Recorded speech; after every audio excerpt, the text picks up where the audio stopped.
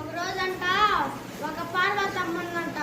ఆ పార్వతమ్మ స్నానం చేయడానికి వెళ్ళిందంట. స్నానం చేయడానికి వెళ్తే ఆ సున్నిపిండితో ఒక మంచి బాలుని చేసిందంట. ఆ బాలుడు బాబా భలే ముద్దుకున్నాడే అనేలాగే ఆ బాలుడికి ప్రాణం పోసిందంట. ప్రాణం పోసేలాగే గారాబాబుని చేసి పెంచిందంట. పెంచలేకుండా తర్వాత రోజు నెక్స్ట్ రోజు అంట నేను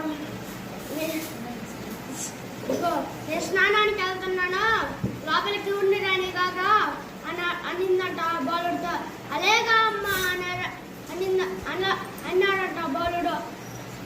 శివయ్య గారు, శివయ్య స్వామి నడుచుకుంటా వస్తున్నాడంటే, ఆగు ఎవరు నువ్వు అనేలకే, నా ఇల్లు ఇది అనేలకే, మా అమ్మ స్నానం చేస్తుంది, ఎవరిని రాని కాకమానిందే అనేలా కొంటలా, నువ్వు తప్పు, నా ఇల్లు ఇది,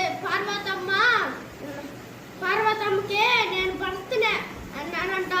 అనేలకే నేను బాగున్నాను అనేలేకంటలా కోపం ఎక్కి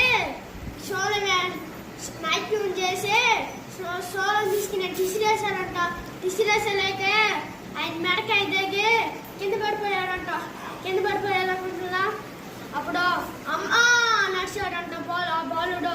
నడిచేలేకుంటున్నా మళ్ళీ వాళ్ళ అమ్మ వచ్చే, పార్వతమ్మ వచ్చే, అమ్మా నా బిడ్డ చనిపోయాడు అనే ట్రైన్ చేసేలాగే, పార్వతి ఎందుకు ఏడుస్తున్నావు అనేలాగే, మన బాలుడే అన్నాడంట. అనేలాగే సరే నేను బతికిస్తాలే అన్నాడంట.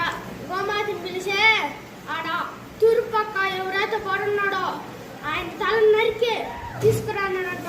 అన్ని తిక్కలు ఎతికి ఒక ఏనుగు చచ్చిపోయే బండి ఉందంట. బండికి ఆయన ఏనుగు తలకాయ తీసుకుని వచ్చి బాలుడికి అతికిచ్చాడంట. అతికిచ్చలేకే అమ్మ నన్ను ప్లాకి వేసాడంట. అప్పుడు ఏనుగు తలతో పుట్టావు కాబట్టి ఇంక నీ పేరు వినాయక స్వామి అని పెట్టాడు ఆ శివయ్య. మళ్ళీ ఆయనకి వాళ్ళమ్మ పండ్లు ఆహారాలు అన్ని పెట్టలేకే సూర్యుడు చూసి చంద్రుడు చూసి నవ్వాడంట. నవ్వేలేకే అప్పుడు బాధగా డల్గా కూర్చోడున్నాడంట, సిట్టింగ్ చేస్తున్నాడంట. అప్పుడు పార్వతమ్మ వచ్చే ఏంది బాలు